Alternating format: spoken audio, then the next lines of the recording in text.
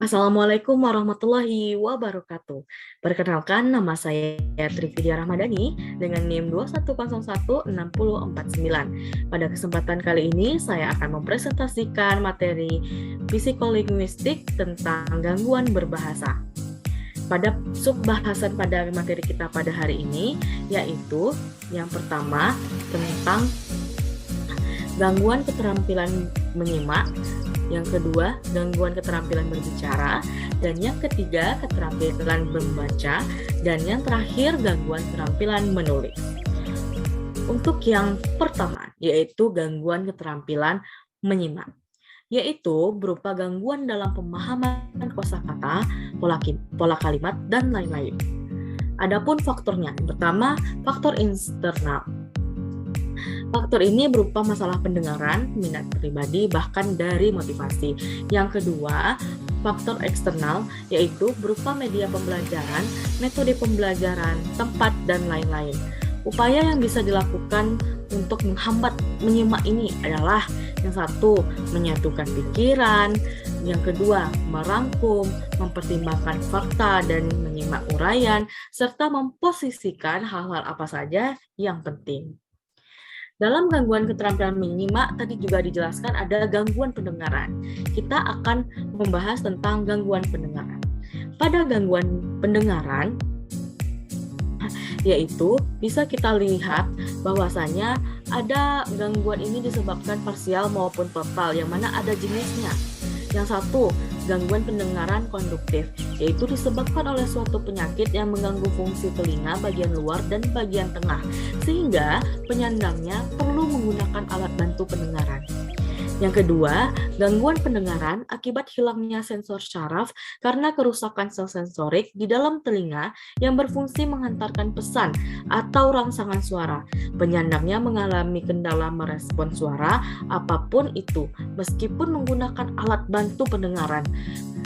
Dan yang ketiga, gangguan pendengaran kompleks, yaitu akibat rusaknya fungsi pada telinga bagian luar dan bagian tengah, serta bagian dalam. Dan yang terakhir, gangguan pusat pendengaran yang terjadi akibat kerusakan pada syaraf dan jaringan otak. Selanjutnya, kita masuk ke bagian kedua, gangguan keterampilan berbicara. Menurut Trarigan pada tahun 1998 mengemukakan bahwasannya keterampilan berbicara atau gangguan keterampilan berbicara adalah keterampilan yang menyampaikan melalui bahasa lisan kepada orang lain yang mana terlambat karena ada keterbatasan itu.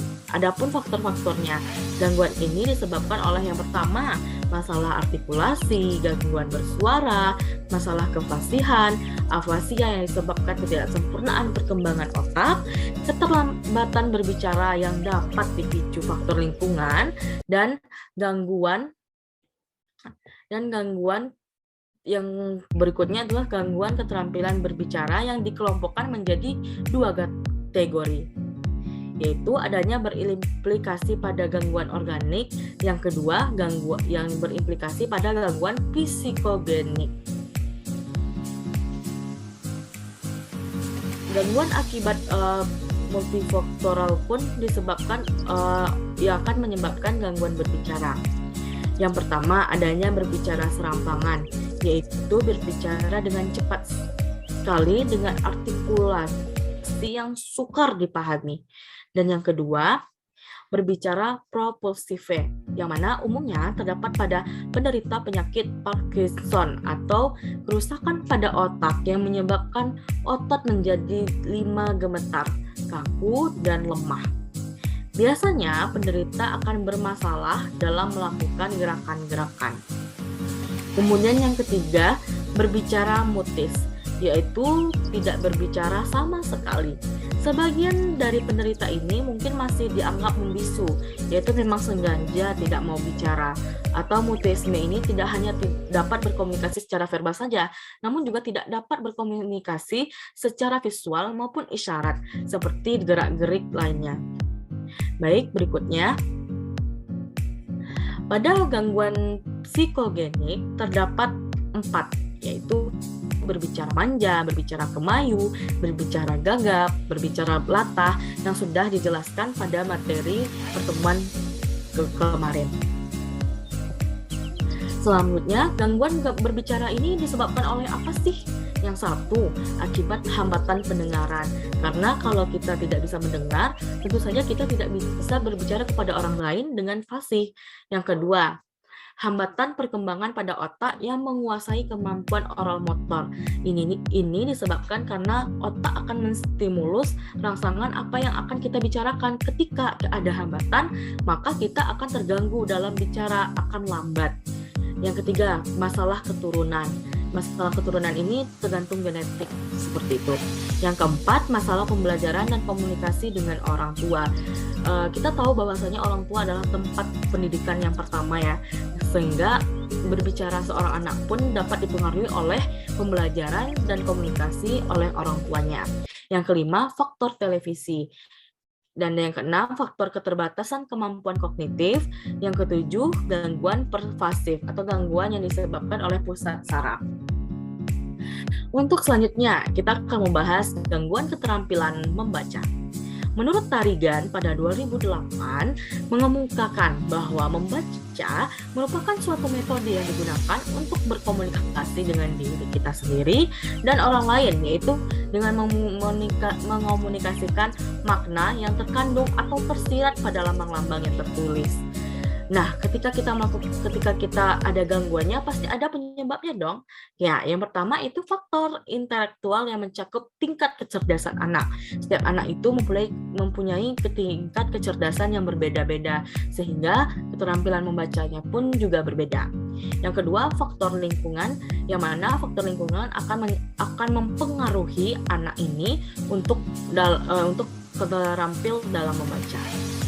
Selanjutnya, motivasi kurangnya baik dari pihak orang tua maupun dari semangat anak itu sendiri dalam membaca. Yang keempat, minat.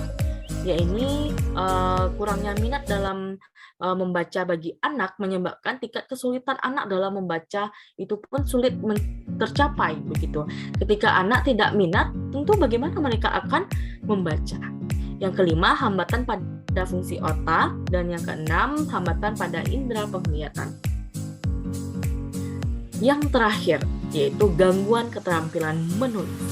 Keterampilan menulis merupakan kemampuan menuangkan buah pikiran ke dalam bahasa tulis melalui kalimat-kalimat yang dirangkai secara utuh, lengkap, dan jelas sehingga buah pikiran tersebut dapat dikomunikasikan kepada pembaca dengan berhasil. Yaitu menurut Brine pada tahun 1979 halaman 3. Gangguan ini biasanya disebut dengan dysgraphia. Menurut Lerner pada tahun 2000 yang menyatakan bahwa ada beberapa faktor menyebabkan gangguan ini. Yang pertama, gangguan motorik anak. Yang kedua, gangguan perilaku yang dialami anak.